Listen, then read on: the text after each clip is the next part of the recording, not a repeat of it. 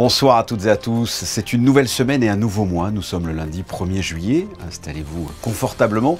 Nous allons découvrir ensemble le sommaire de ce journal. L'Académie de la mer organise une session d'été en ce moment même et ce jusqu'au 13 juillet. Des personnes venues du monde entier participent à cette université estivale. Nous recevrons à ce sujet Laurent Anselmi, le président de cette académie. Plusieurs bateaux d'exception se sont élancés du port Hercule ce week-end pour la 15e édition du Trophée Riva, direction Saint-Tropez. Le groupe monégasque Monaco Digital a organisé la 6e édition du Security Day. Parmi les invités, un hacker, mais un hacker éthique qui a pour but de donner des conseils et mettre des bâtons dans les roues aux pirates informatiques. Son pseudo, Sax, et il sera avec nous. Et enfin, la 6e édition de la Monaco Art Week du 2 au 7 juillet. Focus aujourd'hui sur la galerie Moretti qui propose une exposition, vous allez le voir, lumineuse. Mais l'actualité du jour, Monaco placé en liste grise, nous l'évoquions la semaine dernière dans notre JT, c'est le GAFI, le groupe d'action financière, qui l'a annoncé vendredi au terme d'une réunion plénière à Singapour. En réaction, le ministre d'État a tenu une conférence de presse ce matin. Théo, vous y avez assisté, que faut-il en retenir ?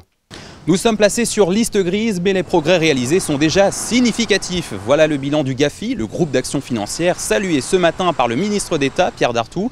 Monaco n'est pas un mauvais élève contre le blanchiment de capitaux ou le financement du terrorisme. Je rappelle qu'entre 2022 et 2024, les sanctions financières ont doublé sur le rocher. Mais Monaco peut encore mieux faire. Cela passe par plusieurs mesures de conformité demandées par le GAFI. La principauté doit par exemple renforcer ses sanctions à l'encontre des auteurs de fraude financière, coopérer davantage avec les pays pour mieux les repérer, ou encore et surtout renforcer les moyens de sa justice, notamment par le recrutement. Mais le gouvernement princier affirme que ces efforts n'ont rien d'insurmontable. Ils s'inscrivent dans la continuité de ceux déjà fournis, comme l'explique Pierre-André Capori, ministre des Finances et de l'Économie, et Pierre Dartout, ministre d'État. Écoutez. La plupart des gens considèrent que cette mise en liste grise comme une punition.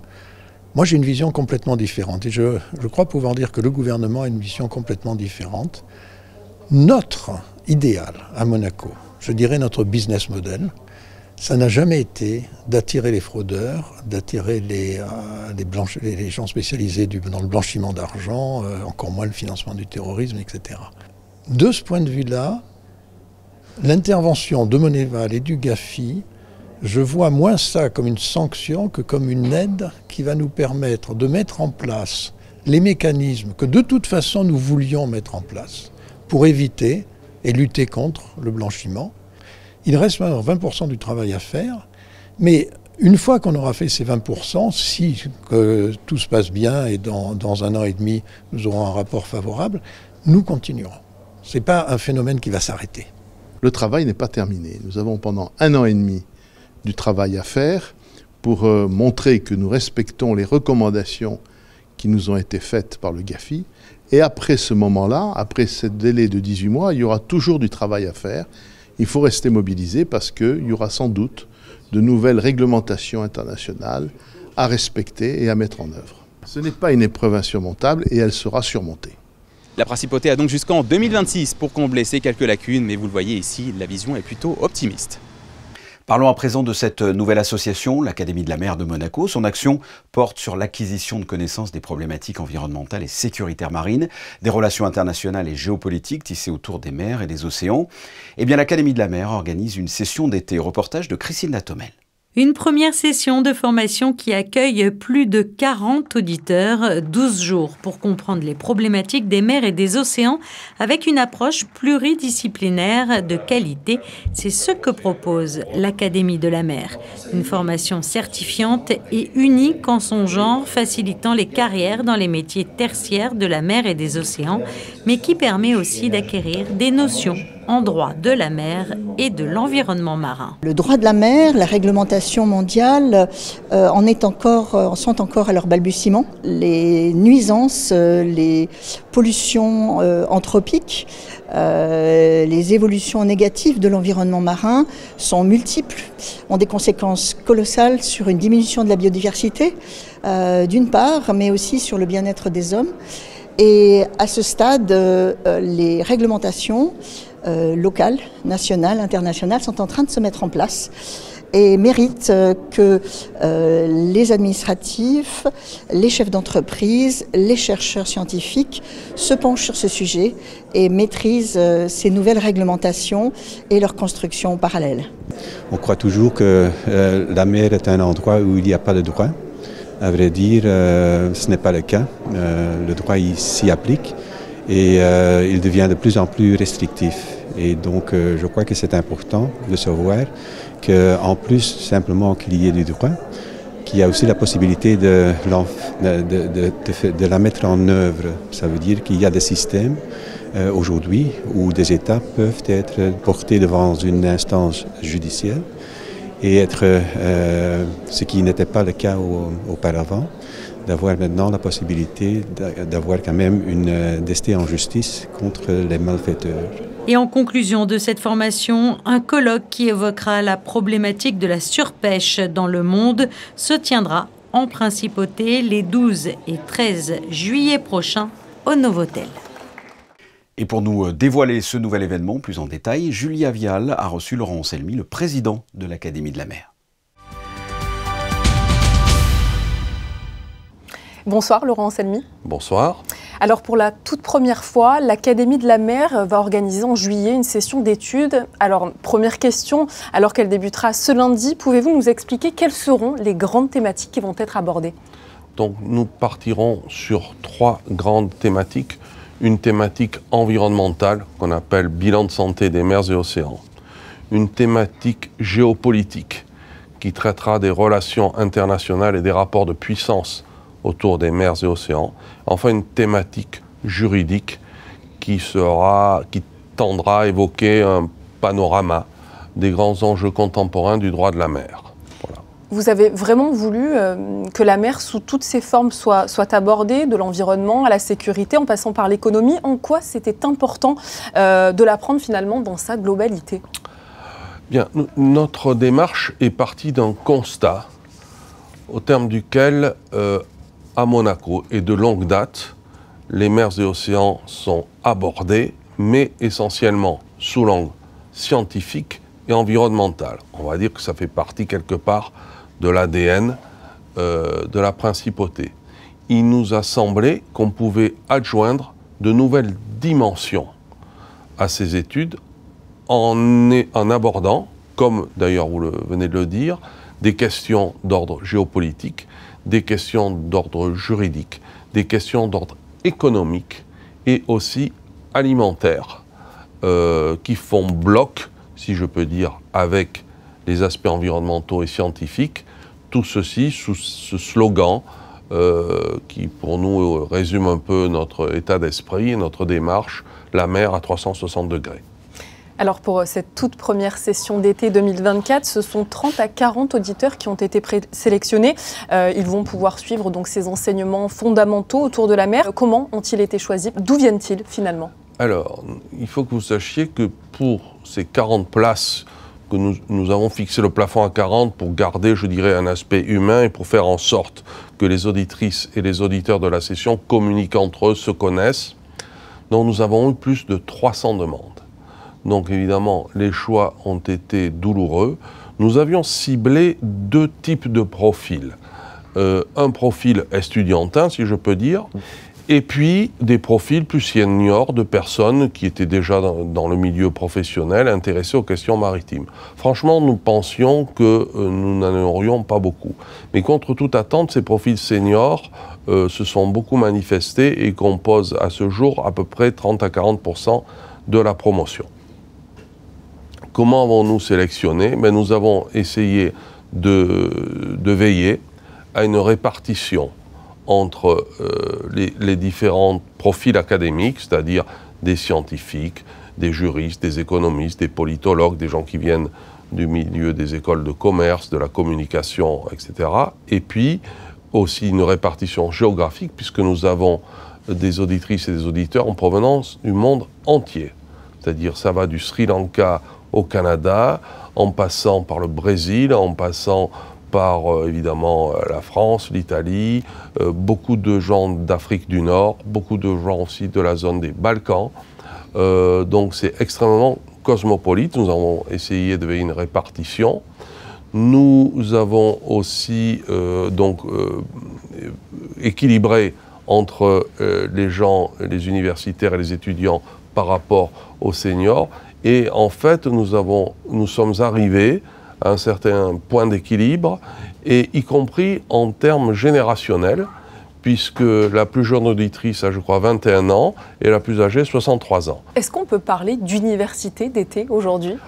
Bien entendu, puisqu'on est dans le sens littéral de l'université, c'est-à-dire la globalité des savoirs et des connaissances. Alors, cette première session d'été 2024 portera le nom de Promotion Prince Régnier III, un hommage évidemment à l'action du Prince Régnier pour la protection des mers et des océans. Expliquez-nous. Alors, tout d'abord, nous avons été créés l'année dernière, et l'année dernière, c'était l'année de commémoration du centenaire de la naissance Prince Régnier. Donc, la création de l'Académie de la mer s'inscrit, si vous voulez, dans cette commémoration. Donc, il était logique que la première promotion porte son nom. En outre, tout ce qu'il a fait pour les mers et océans, y compris en termes de droit international, parce que son action était fondée sur la prééminence du droit. Qu'il s'agisse des accords internationaux, Ramoge, Pélagos, ACOBAMS, qu'il s'agisse aussi de l'aire marine protégée, la réserve du Narvoto, il l'a créé avec un acte juridique qui est une ordonnance. Donc tout ceci est très cohérent, et donc il était naturel que cette première promotion porte son nom. Avec cette université d'été, finalement, qu'est-ce que cela permet de susciter chez les gens? Est-ce que vous vouliez éduquer, questionner, faire réagir peut-être? Absolument. C'est une action sur les esprits. Une action sur les esprits, et qu'on veut aussi qu'ils s'inscrivent, comme je vous l'ai dit, dans la durée. Il s'agit d'éduquer à tout point de vue, de faire prendre conscience, et aussi de créer un réseau, c'est-à-dire un réseau d'auditrices et d'auditeurs. Une fois qu'ils partiront après cette session, ils seront à la fois des porte-paroles de l'Académie de la mer de Monaco, mais aussi ils véhiculeront de notre pays une vision qui est aussi d'un pays où on s'occupe des affaires de l'esprit, je dirais. Et donc ça, c'est très important. Merci infiniment, Laurent Salmi. Je vous en prie. Restons dans le monde marin. Le trophée Riva était de retour ce week-end pour sa 15e édition. Plusieurs bateaux de la marque Riva se sont élancés du port Hercule dans une course effrénée jusqu'à Saint-Tropez. Un événement qui a aussi, vous allez le voir, une utilité scientifique, comme nous l'expliquent Théo Schumer et Marie-Ève B. Il est 11h sur le port Hercule. Cette année, ce sont 17 bateaux estampillés Riva qui se sont réunis pour cette course. Un rendez-vous qui se tient tous les 2 ans et qui fait toujours sensation chez les propriétaires de ces navires d'exception, car c'est avant tout un moment de partage. 2 jours de partage, de concours, de sympathie, de tout. Avec des soirées qu'on fait à Saint-Tropez, on fait au Yacht Club quand on rentre. C'est quelque chose qui veut faire plaisir à nos clients, et je dois dire qu'il y a toujours un grand succès. 11h30, les bateaux s'élancent au compte-gouttes sous un ciel gris et une mer un peu agitée. C'est parti pour un périple de 2 heures le long de la côte, direction Saint-Tropez. Toute une série d'activités attendent les participants à l'arrivée, dont le fameux concours d'élégance entre les navires, avec pour thème cette année les Jeux Olympiques. On a une équipe de 8 personnes sur le bateau, donc on sait qu'il va y avoir un joli concours d'élégance aussi qui va se réaliser avec les Jeux Olympiques. Donc on a les équipes qui sont prêtes et qui vont faire de leur mieux pour gagner les beaux trophées. On va avoir une de nos participantes qui va être une belle flamme, enfin voilà, des belles surprises. Et au-delà du divertissement, la course a également un intérêt scientifique, puisqu'un bateau transporte avec lui un petit boîtier pour pouvoir le mettre à l'essai sur cette longue distance qui sépare Monaco de Saint-Tropez. C'est un data logger, il a été créé ici et aujourd'hui il fait partie d'un projet très important qui s'appelle JEBGO 2030 et qui permet donc de mesurer tout ce qui est mapping et donc les profondeurs de la mer qui aujourd'hui manquent encore drastiquement. Le Yacht Club de Monaco qui a fait une lettre de coopération avec l'Organisation internationale hydrographique de Monaco qui avait été initiée par le prince Albert Ier il y a plus de 100 ans, et bien aujourd'hui veut soutenir et l'IA Riva, qui est une membre du Yacht Club de Monaco, soutient cette initiative et nous a permis d'insérer un de ces data loggers sur un des bateaux qui aujourd'hui partent et qui donc va relever des données importantes. L'événement s'est terminé ce dimanche soir avec la remise des prix aux participants, dont le fameux prix d'élégance. De quoi conclure une édition encore réussie, mais qui est loin d'être la dernière. Les passionnés se donnent déjà rendez-vous dans 2 ans. Le groupe Monaco Digital accompagne les acteurs économiques publics et privés dans la transition numérique. Eh bien, ce groupe a organisé la semaine dernière la 6e édition du Security Day, entre ateliers techniques, tables rondes et masterclass. L'un des invités, Sax, c'est son pseudo, c'est un hacker éthique, autrement dit un gentil hacker. Et il est avec nous, Clément Domingo, bonsoir. Bonsoir Fabien. On peut vous définir, comme je l'ai dit à l'instant, comme un gentil hacker, c'est ce que vous êtes ? C'est exactement ça, un gentil hacker. D'ailleurs, c'est même un pléonasme de devoir rajouter le gentil Fabien, parce qu'obligé de le rajouter, parce que si on disait juste hacker, il y aurait un peu ce sentiment de répulsion pour la plupart des gens lorsqu'on parle des hackers. D'accord. Et qu'est-ce que vous proposez comme service en tant que hacker éthique ? Moi, je ne propose pas des services, mais surtout aujourd'hui, je me mets un peu au service de la communauté, au service des entreprises pour les aider à mieux comprendre cet univers-là de la cybersécurité, mais surtout comment ils peuvent se protéger des cybermenaces, comment ils peuvent se protéger de ces fameuses cyberattaques dont on entend énormément parler. Et il y a un troisième point qui est tellement important, c'est un peu cette prise de conscience collective au travers de l'intelligence artificielle et de ces attaques-là qui sont de plus en plus nombreuses et présentes. Vous avez donné là une masterclass organisée par la direction du groupe Monaco Digital. Quel était l'objectif de cette conférence ? Au travers de cette masterclass avec Monaco Digital, le but c'était de sensibiliser, mais surtout de prendre les gens par la main avec moi et de les amener un peu dans l'envers du décor de cette cybercriminalité-là, leur montrer comment fonctionnent les groupes cybercriminels, leur montrer pourquoi aujourd'hui c'est tellement attractif et comment des jeunes, comment aussi des moins jeunes se lancent facilement. Et surtout de donner des billes, des clés simples pour que tout le monde puisse mieux protéger son espace numérique privé. Alors quelles sont ces billes ? Comment est-ce qu'on peut protéger comme ça son numérique sans se faire hacker ? Eh ben, il y en a 2 que je peux donner simplement, Fabien. La première, c'est vraiment les mots de passe. Aujourd'hui, il faut quand même savoir qu'un mot de passe, c'est la porte d'entrée dans toute notre vie privée numérique. Et les gens ne savent pas choisir un mot de passe. Par exemple, pendant la masterclass, j'étais un peu provocateur en disant qu'il fallait plus utiliser des mots de passe, mais plutôt des passes de phrases. Et là, vous me direz, Sax, Clément, qu'est-ce qu'une passe de phrase ? Mais qu'est-ce qu'une passe de phrase, justement ? Exactement. Je pense que si je commence par dire je me lève, je te bouscule, tu ne te réveilles pas. Tout le monde aura un peu en tête cette fameuse petite phrase la chanson de Claude François. La chanson de Claude François. Ça, par exemple, vous voyez, c'est beaucoup plus sécurisé que votre fameux mot de passe, je sais pas, Fabien, 92 000 arrobase, parce que vous êtes une personne, et moi avec, éminemment prédictive, et quand on connaît un peu votre base, c'est facilement devinable. Alors que lorsque vous utilisez une passe de phrase, c'est plus sécurisé. Ça, c'est la première chose. Et la seconde, ce sont les adresses mail.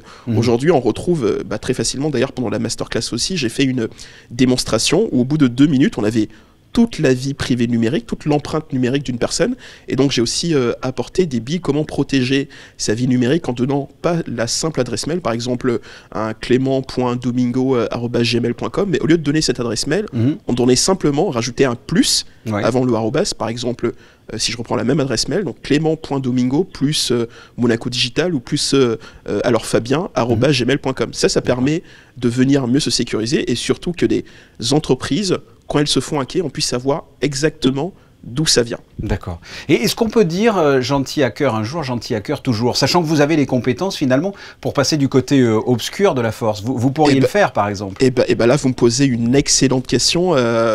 D'ailleurs, je dois le reconnaître, il m'est arrivé dans mon plus jeune âge parfois de vouloir un peu basculer, mais heureusement, je n'ai jamais franchi cette étape-là. Et aujourd'hui, je juge que c'est tellement important ce métier-là de hacker éthique. D'ailleurs, il faut savoir qu'aujourd'hui, c'est un métier et j'aime toujours un peu prendre vraiment cette métaphore, vraiment ce parallèle-là du hacker comme étant le système immunitaire d'Internet. Donc, gentil hacker un jour, gentil hacker toujours. Qui sont en règle générale les hackers, les pirates ? Très intéressant comme question. Toujours aussi pendant cette masterclass, j'ai un peu pu apporter un panorama de cette cybermenace. Par exemple, aujourd'hui, il faut savoir que lorsque vous entendez parler dans la presse généralisée ou pareil aussi lors de vos sujets pendant le journal, on va entendre parler que telle entreprise s'est faite attaquer, pirater en France, qu'il y a eu X millions de dollars qui lui ont été demandés comme rançon. Il faut savoir qu'aujourd'hui, ce paysage-là, c'est 160 groupes cybercriminels. en moyenne. Sur ces 160 groupes, il y en a 40 qui font la pluie et le beau temps. Et sur ces 40 qui font la pluie et le bon temps, 10 qui sont très actifs, dont parmi eux, en fait, au niveau un peu de cette triade-là, qu'on le veuille ou pas, hélas, c'est le cas, des groupes, eux, qui sont pro-russes, en tout cas, qui sont affiliés à la Russie. Donc, ce sont des groupes qui sont extrêmement bien organisés, beaucoup mieux que certaines entreprises, avec différentes cellules, et surtout aujourd'hui, qui ont compris un peu ce business model-là, parce qu'aujourd'hui, la cybercriminalité, ça paie. De manière très cynique, aujourd'hui, je dis qu'il est beaucoup plus intéressant d'être un cybercriminel que de vendre de la drogue. Voilà un peu aujourd'hui où on en est en 2024. Ça rapporte plus. Exactement. Comment est-ce que l'on peut arriver à être plus intelligent que... Quelles sont vos méthodes, par exemple ?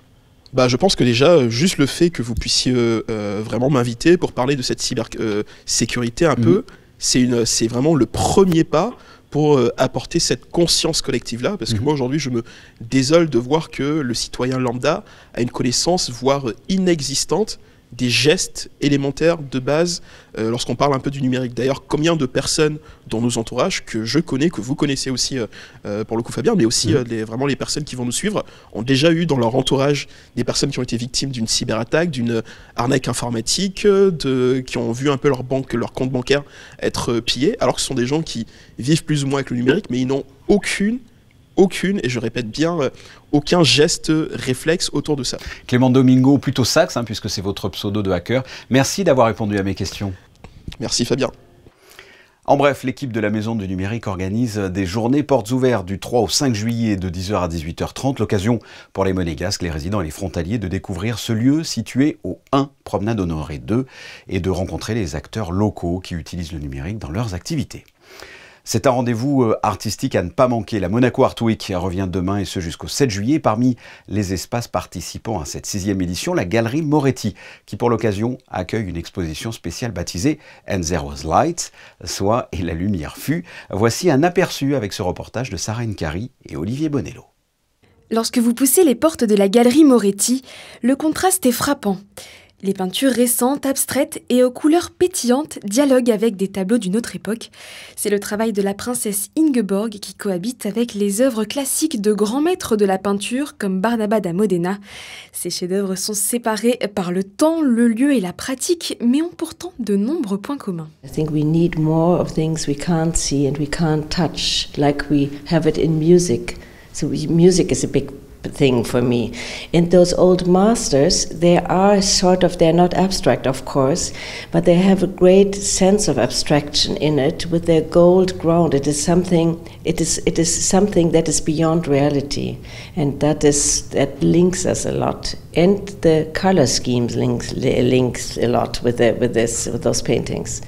Si cette exposition imaginée par Fabrizio Moretti et Julian Solms est la première à Monaco pour l'artiste allemande, la principauté ne lui était pour autant pas tout à fait inconnue. My mother grew up here when she was a child, so if she were still around, she would be more than happy to see that. Pour l'anecdote, l'artiste a collaboré un temps avec celui que l'on surnomme le roi du pop art. When I finished my studies in Germany, in art school, I went to New York and had the great pleasure and honor, I guess, to work with Andy Warhol, and I was his assistant for quite a while. So we did paintings together in the 80s, and so in his late life, and it was, I learned a lot, I guess. And I think I learned maybe the most about color, because he was like Matisse with color. So did a lot of, I think it did a lot to my own work. Au total, 48 œuvres sont à contempler et pourquoi pas à acquérir puisqu'elles sont toutes ou presque à la vente. Les prix oscillent entre 4 000 et 30 000 euros. Sachez qu'une partie des bénéfices seront reversés à l'AMAD, association monégasque dédiée à la protection de l'enfance. Notez que le vernissage de l'exposition est prévu demain. Si cela vous intéresse, il est ouvert au public à partir de 18h. Le point sur la météo. Bonsoir Vanessa, il n'a pas fait très beau aujourd'hui. Y aura-t-il une amélioration pour mardi ? Bonsoir Fabien, bonsoir à tous. Le soleil restera très timide durant la journée. Encore un ciel nuageux à prévoir. Les températures seront tout de même estivales. Elles oscilleront entre 21 et 26 degrés. Et nous souhaiterons une bonne fête à tous les Martiniens. Merci Vanessa. Avant de se quitter, les 2 podcasts de la semaine sont le podcast de la princesse Stéphanie à l'occasion des 20 ans de l'association Fightets Monaco à découvrir dès samedi, et la pianiste monégasque Héloïse Hérouet, professeure à l'Académie de musique et qui a fait quand même les premières parties du groupe de métal allemand Rammstein. Tout de suite, les photos de fin de journal d'Étienne Dang, consacrées au montage du prochain Jumping International de Monte-Carlo qui se déroule cette fin de semaine sur le port.